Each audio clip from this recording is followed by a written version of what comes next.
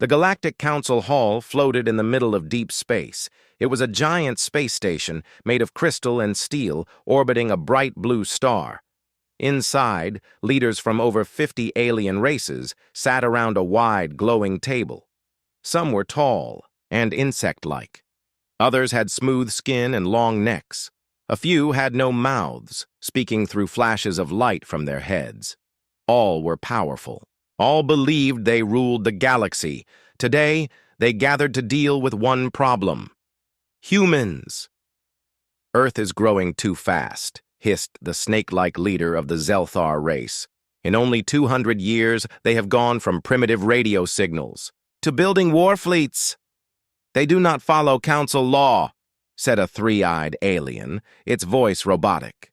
They mine rare metals without permission. They colonize without approval. They refuse to pay tribute. The oldest council member, High Speaker Raxus of the Dorokin, stood slowly.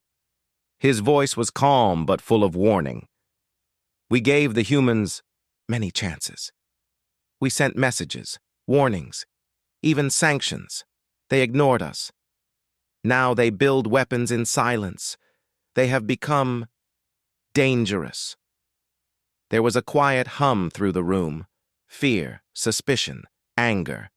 They are still a small race, said one large four-armed creature. We can control them. But High Speaker Raxus shook his head. No, we must act now, before they become something we cannot stop. At that moment, the doors opened. 2 guards stepped in, followed by a human woman in a gray suit.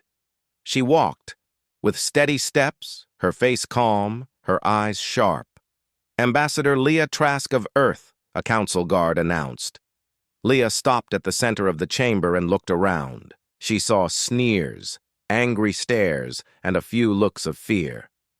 She said nothing. High Speaker Raxus spoke first.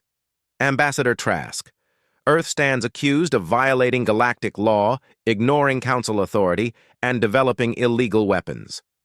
What do you say in your defense? Leah raised an eyebrow. We have done what we must to survive. Survival is not an excuse to break unity, said a spider-like alien, tapping its metal leg. Leah folded her arms. Unity? You mean control? You mean domination? Several voices rose in protest. One alien slammed its fist on the table. You are a violent race. You spread like a virus. Another added, you pretend to be peaceful, but you sharpen knives behind your backs. Leah did not flinch. We came in peace. We joined your trade networks. We helped during the Plague War. But you never trusted us. You never accepted us. High Speaker Raxus leaned forward. We offered peace. You chose. Weapons. Leah smiled coldly. No, you offered chains. We chose freedom. The room fell silent. Raxus raised his staff. The Council demands Earth's full surrender. Dismantle your fleets. Shut down your weapons. Allow inspections. Become a protectorate under Council law. If you refuse... What? Leah interrupted. You'll attack us? Burn our worlds? Kill our people? That is the last resort, said Raxus carefully. Leah looked up at the glowing ceiling, then back at the alien leaders. My people have a saying, she said quietly. You corner a fox, it bites. You corner a human. She leaned forward. We burn the whole forest down. Gasps filled the chamber. Some shouted. Others stood in anger. You threaten us? One alien roared. You declare war? Another screamed. But Leah remained calm. Earth refuses your terms. We will not kneel. We will not surrender. If you bring war, know this. We will not go quietly. We will take you with us. She turned and walked out, leaving behind stunned silence. Later that day, every council world received a message from Earth. It was short. One sentence. Annihilation is mutual. We choose fire. In the following hours, the Galactic Council met again. The mood had changed. The arrogance was gone, replaced with confusion, and fear. "They can't be serious," one leader said. "They don't have the strength." "But what if they do?" asked another. "What if they've been hiding it?" Nervous assistant entered the hall. "We've lost contact with 5 scout ships near the Sol system." Raxus narrowed his eyes. "Send the observation fleets, now." Back in the Sol system, Admiral Jonathan Creed stood on a command bridge deep under the surface of Titan, one of Saturn's moons. The room was dark, lit only by blue screens showing data, maps, and ship locations. "All colonies are secure," said one officer. "Civilians are moving into shelters. Orbital stations are fully armed." Creed nodded. He had served in the Earth Defense Fleet for 40 years. He had seen war on 3 alien fronts, but never like this. He pressed a button on the table. A signal echoed through hidden bases, bunkers, and starships all across human space. "This is Admiral Creed. Initiate Project Scorch Protocol." Around the solar system, giant weapons began to hum. Space folded as massive ships uncloaked from hidden zones behind moons and asteroid belts. Earth was not preparing for defense. It was preparing for destruction. On the edge of Council space, alien fleets gathered, 10,000 ships. Dozens of races, weapons charged, engines burning. They were ready for war. But what they didn't know, what none of them could understand, was this. Humans had already accepted death, and now they would make the galaxy feel what happens when a species chooses annihilation over submission. The war was supposed to start with fear from Earth. But instead, nothing happened. No angry broadcasts, no threats, no cries for peace. Just silence. And that silence frightened the Galactic Council more than any weapon ever could. In the dark space between stars, the Council's fleets moved slowly. Thousands of ships from different empires had gathered near the Sol system. These were the strongest ships in the galaxy, armed with powerful plasma cannons, shield generators, and elite warriors. The Council expected Earth to surrender at the last moment. Or at least beg. But Earth said nothing. No communication came from humans, no diplomats, no ambassadors, no warning, just silence. That was when fear began to spread among the aliens.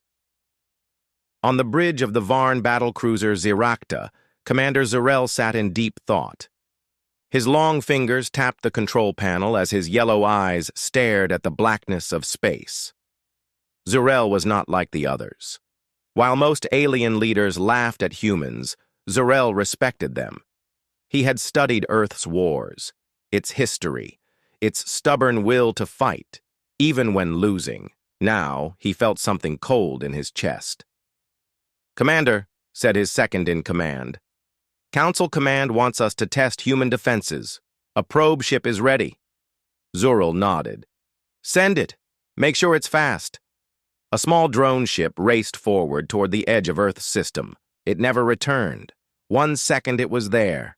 The next second, nothing. No explosion, no signal, no wreckage. It simply vanished. Zurel stood from his chair, his voice tight. "They have stealth weapons, and they're waiting."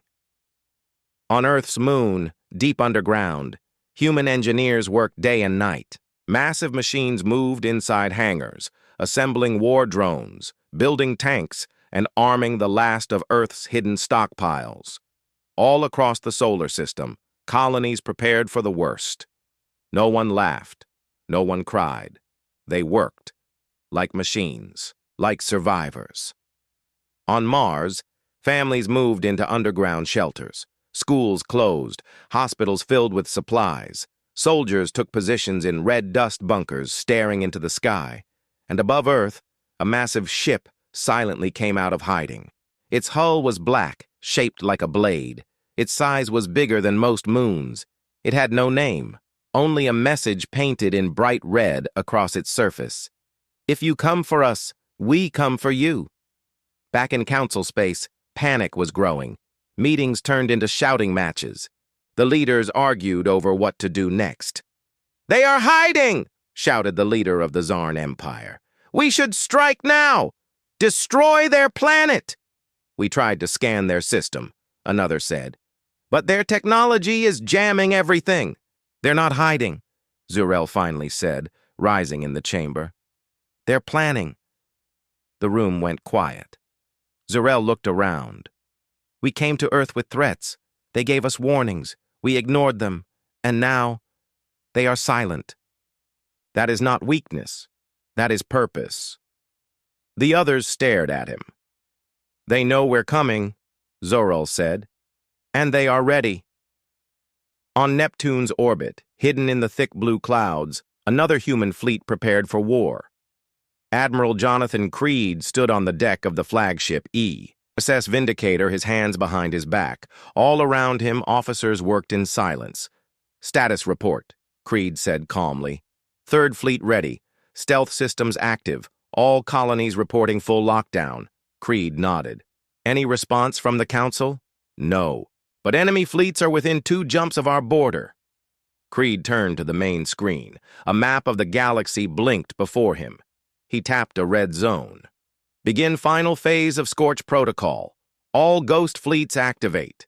A moment later, deep in the asteroid belts, hidden ships powered up. Their engines stayed cold to avoid detection, but their weapons glowed with energy. They were ghost ships. No crew, no lights, just AI and silence. Thousands of them. Meanwhile, in deep space far from Earth, a Council scout ship flew near a gas giant called Morix 9. Its mission was simple: locate any hidden human activity, but what it found made the crew go pale. There, hiding behind the swirling clouds of the planet, was something impossible, a planet-sized warship. It was shaped like a wheel, miles across, covered in armor. Giant cannons pointed in every direction. The ship had no signal, no ID, no name, just a symbol burned into its metal. A clenched human fist. The scout ship tried to escape. It didn't make it. On Council worlds, fear turned into terror. Reports came in. Scout ships gone, supply routes vanished, entire fleets refusing to enter human space, citizens protested, armies locked down planets, rumors spread like fire. Earth has death machines. Humans can destroy stars. "They're coming," High Speaker Raxus called for another emergency meeting. But this time, he didn't stand so tall. "This silence. It's not normal," he admitted.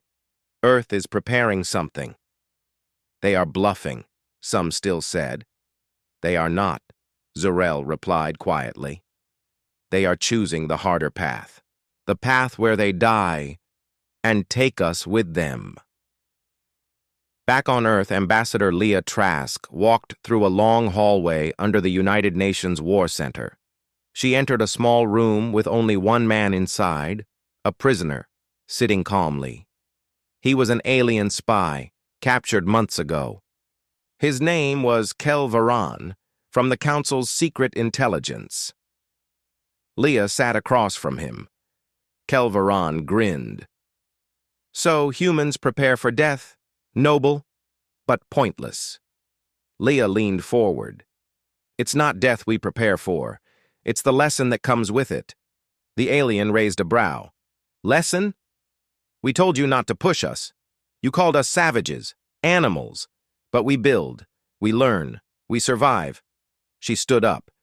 "You want to erase us? Then come. Try. But know this." Her eyes were ice.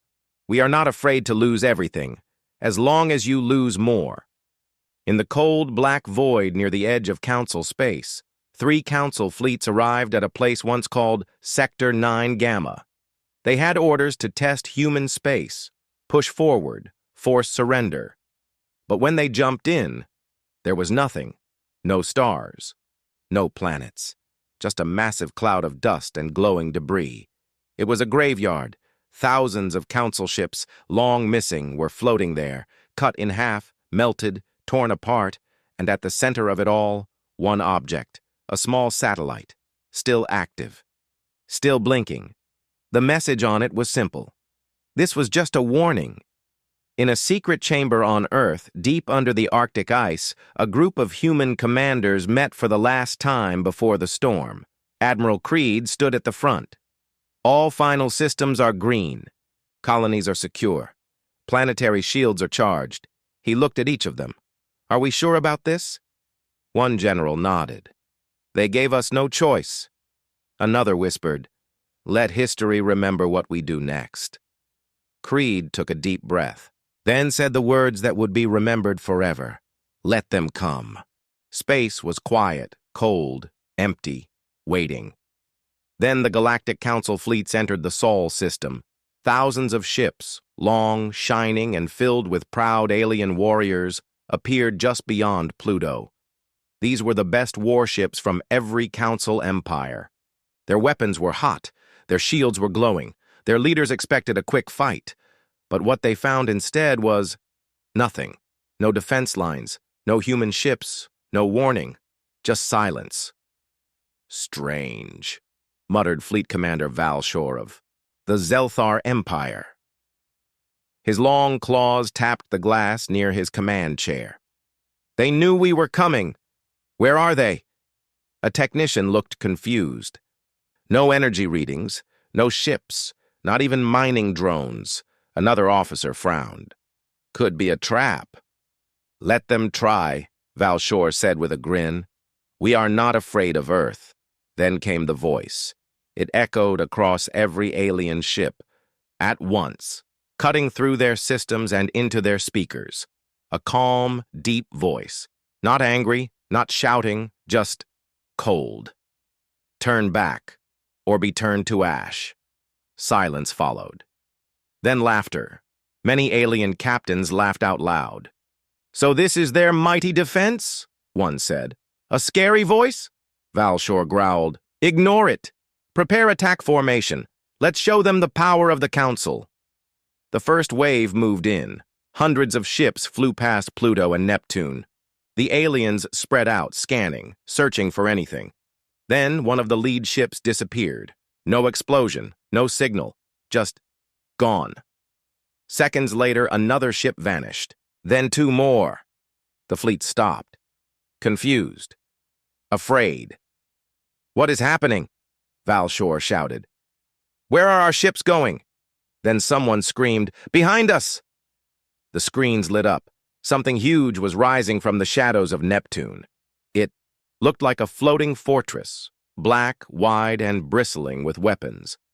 It was the Black Bastion, the hidden human war platform, long as a continent, strong as a mountain, silent as the grave.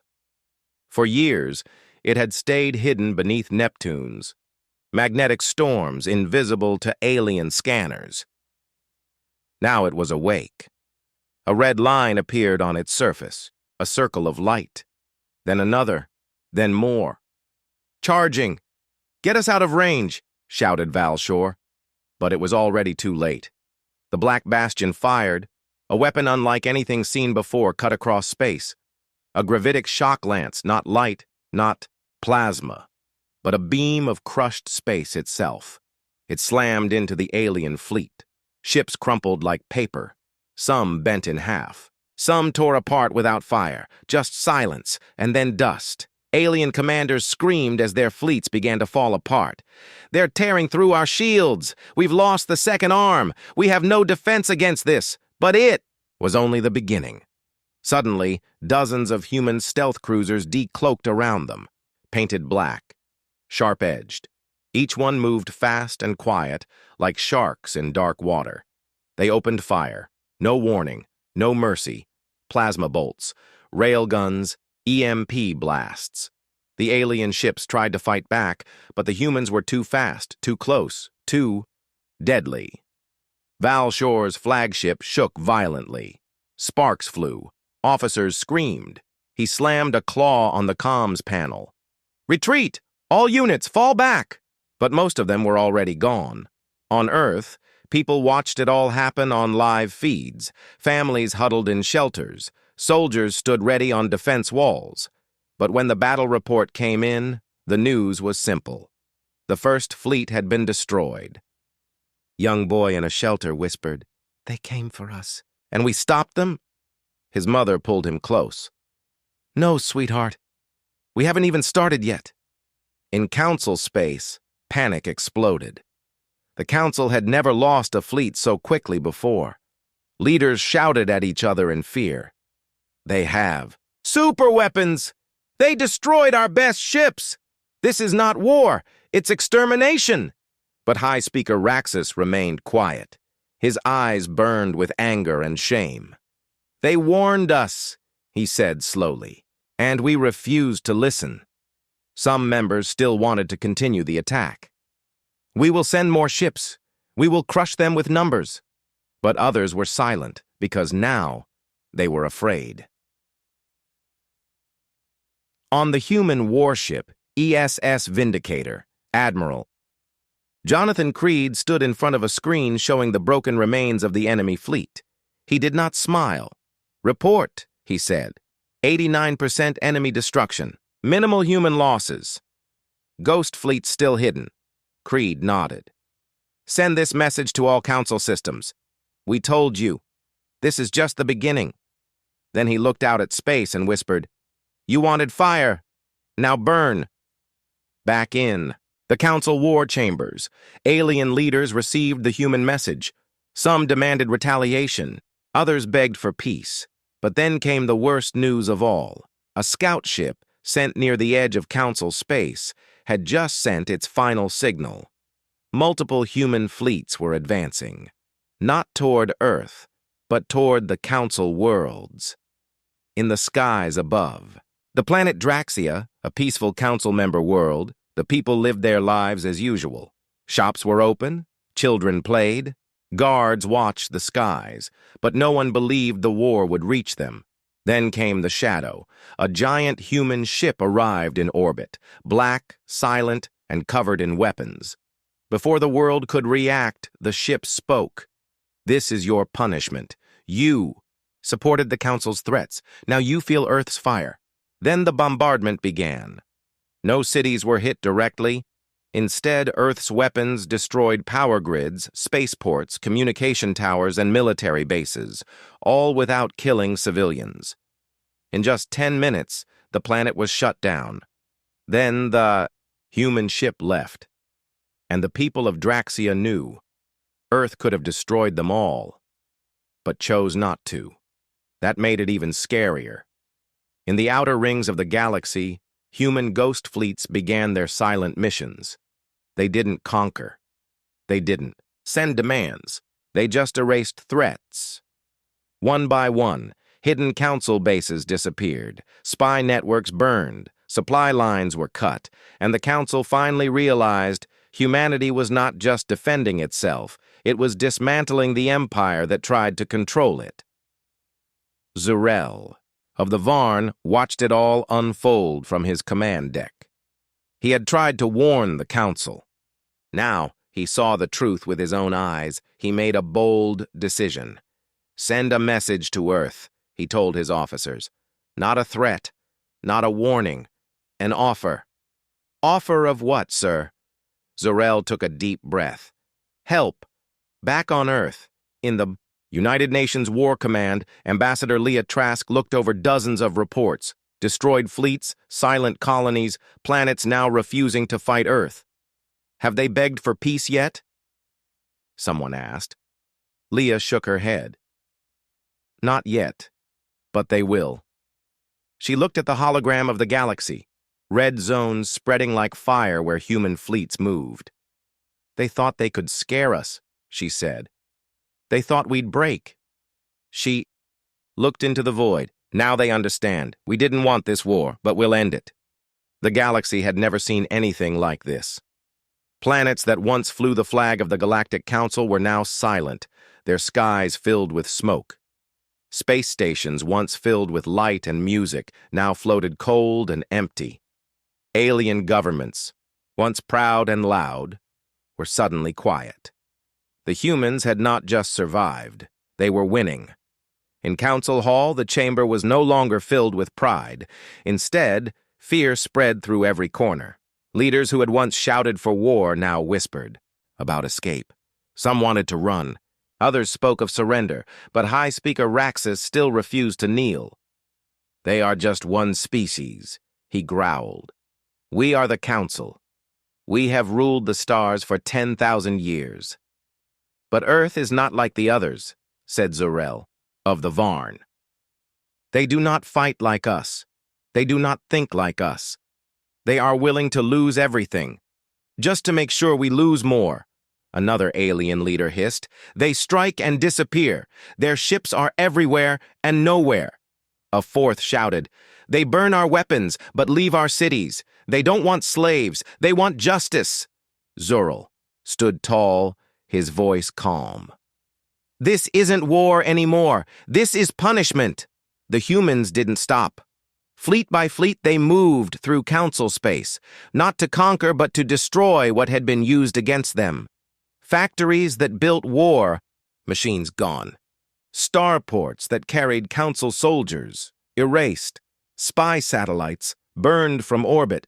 Each time they left a message behind. "We warned you." On the planet Moktal, home to a proud warrior race, the skies turned dark as human ships arrived. The Moktal army stood ready. They believed in honor and battle.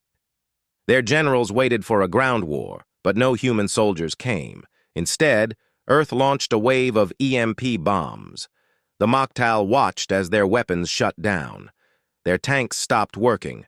Their power grids fried. Their shields died. In just 5 minutes, the planet was knocked back into the Stone Age, without a single human soldier touching the ground. Then the human ship above spoke one line before leaving. "No war. Just a lesson." In the far outer rim, a massive hidden council shipyard prepared a new fleet. Thousands of ships were being built to strike back, but before they launched, something strange happened. All across the shipyard, screens lit up with a message. "This is Admiral Creed. We know where you are. You have 1 hour to evacuate." The council commanders laughed. They didn't take it seriously, but when the hour ended, the stars blinked. A human stealth fleet uncloaked, and the skies exploded. From thousands of angles, missiles, lasers, and kinetic rods rained down on the shipyard. Everything burned. By the end of the day, not a single ship remained. Inside the United Nations War Command on Earth, Ambassador Leah Trask sat at the head of the round table. Her eyes were tired but focused. Reports came in fast. Council supply routes cut. Border systems now refusing to send soldiers. Alien colonies declaring neutrality. Humanity was breaking the Council without taking territory. Without building an empire, they were simply showing the galaxy what happened when you tried to break Earth. "We're not here to rule them," Leah said. "We just want them to understand we don't kneel." On the planet Sereth 9, a council prison world, alien guards looked up in shock as human shuttles arrived. But no shots were fired. Instead, humans landed and opened the prison gates. Thousands of prisoners, mostly rebels, outcasts, and those who had once stood against the council, were freed. One human officer said, "You were locked away for speaking the truth. Go, be free. The council is finished." The prisoners stared, speechless. They had never expected this. Back at Council Hall, chaos had reached its peak. 3 member races quit the alliance. 5 homeworlds closed their borders. Dozens of council leaders demanded peace, but they didn't know how to ask. "They will not talk," said one. "They warned us. Then they acted." "They won't take prisoners," said another. "But they're not killing civilians either. They're not conquerors." Zyril stood again. "They're not trying to become the new rulers," he said. "They're simply tearing down the old ones." Everyone fell silent. Meanwhile, the human fleet moved toward the final goal, Sonari Prime, the capital of the Galactic Council. A planet-sized space station, home to the most powerful alien leaders, protected by the strongest defense systems in the galaxy. Or so they thought. As the human fleet approached, they sent no warnings, no messages, no demands, only silence. Scifi Prime activated every shield, every cannon, every fighter squadron. Still, the humans came. Black warships. Silent. Fast. Angry, the battle began. Council weapons fired first. Giant beams of plasma, torpedoes, smart bombs. The sky around Scifi Prime turned into a storm of fire. But the humans didn't stop. Their stealth ships weaved through the chaos. Their AI-guided weapons targeted weak spots.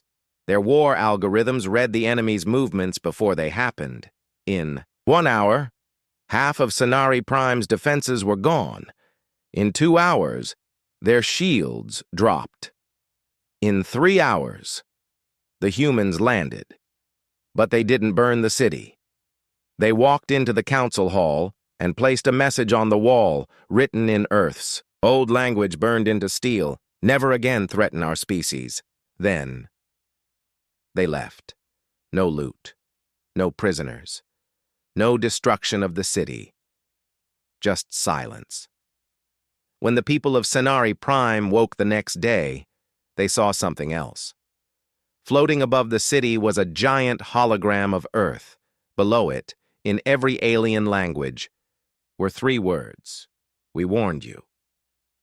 Zor-El stood on a ruined balcony looking out at the now quiet capital. Behind him, former council members packed their things, preparing to flee. The war was over, not because treaties were signed. Not because peace was offered, but because Earth had made its point, loud and clear. They gave us a chance, Zor-El whispered to himself, and we wasted it. On Earth, the people didn't cheer. There were no celebrations, no parades, no dances in the streets. They simply returned to work. They rebuilt. They cleaned. They buried the dead. Admiral Creed stood in front of a large screen, watching the stars. Is it over? Someone asked. Creed nodded. Yes, we made them understand. What? If they forget? Creed didn't smile. Then we'll remind them. The war was over. Not with a treaty. Not with peace talks, not with a handshake. It ended with silence. The kind of silence that filled dead battlefields. The kind that settled over burned empires. The kind that came after Earth's fire had swept. Through the stars, the Galactic Council, once feared across the galaxy, no longer existed. Its leaders had fled. Its worlds had fallen. Its pride had turned to ash. On the capital world of Scifi Prime, smoke still rose from the skies. But the city stood, not because humans couldn't destroy it, but because they chose not to. The warships had left behind. No guards, no orders, no rulers, only a message. Never again threaten our species. Alien citizens walked the streets in quiet shock. They had expected bombs, death, slavery, what conquerors always brought. But the humans weren't conquerors. They were something worse. They were survivors, and survivors knew how to make others remember. On Earth, the sky was clear. Children played in fields under real sunlight. Farmers worked. Engineers repaired what little was damaged. Families held each other close. There were no parades, no songs of victory. Because Earth had not fought for glory, they had fought to be left alone. In the United Nations War Command bunker, Admiral Jonathan Creed stood at the window, watching the sun rise. Behind him, Ambassador Leah Trask entered with a small data pad. "It's done," she said. Creed nodded. "Losses?" 5 colonies damaged. 8,000 soldiers dead. 3 cities hit with probes, but no civilian deaths. Creed turned, eyes dark. "Council losses?" Leah hesitated. "They're not even counting anymore. Some of their systems are still burning." Creed said nothing. He stared at the Earth's surface for a long moment. "We warned them," he finally said. Across the galaxy, former council worlds began to change. Without orders, without rulers, people started to build their own futures. Some celebrated Earth's actions. Others feared them. A few called them monsters, But all of them respected them, because Earth had done what no other species dared: stand alone, refuse submission, fight the impossible war, and win. And they didn't build a throne on the ashes. They walked away on. The World Kale Tour. A famous alien news anchor spoke into a camera, live to 1 billion viewers. We believed Earth was weak. We believed their kindness was foolish. We believed their independence was dangerous. Now, we believe something else. We believe they are fire. They do not want war, but when war comes, they make sure no one forgets the cost. The council is no more, and Earth did not take its place. They only left a message. The screen flashed. We warned you.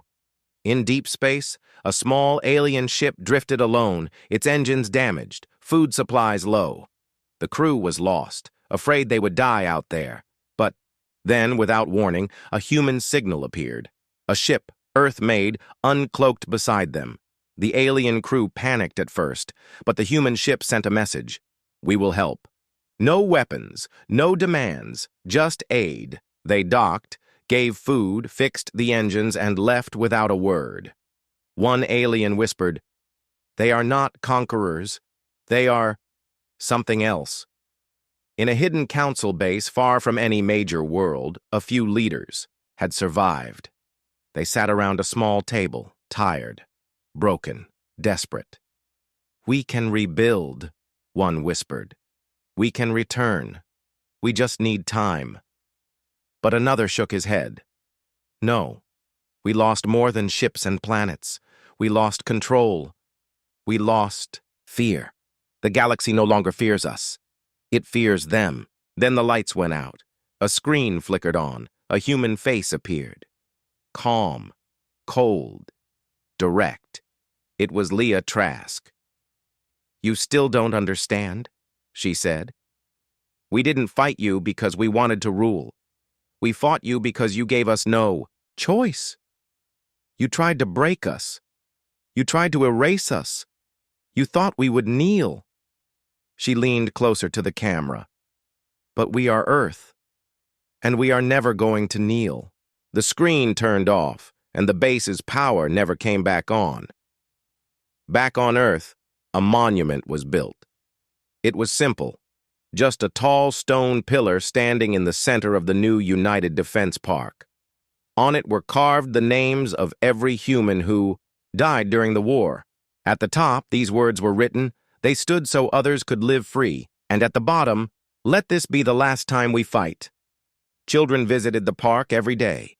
Teachers told them the story, not of heroes and glory, but of choice and courage.